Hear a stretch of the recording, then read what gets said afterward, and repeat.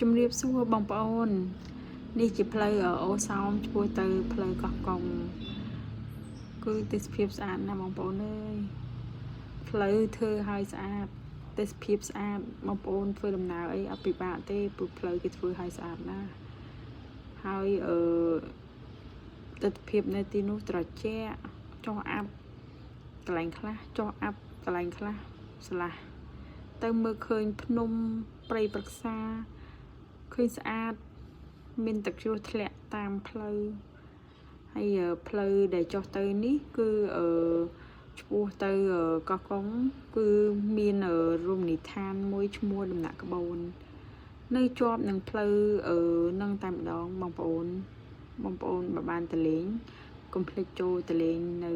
ដំណាក់ក្បូនគឺទេសភាពស្អាតទឹកត្រជាក់ថ្លាឆ្វង់យើងអាចអង្គុយលេងនៅជាប់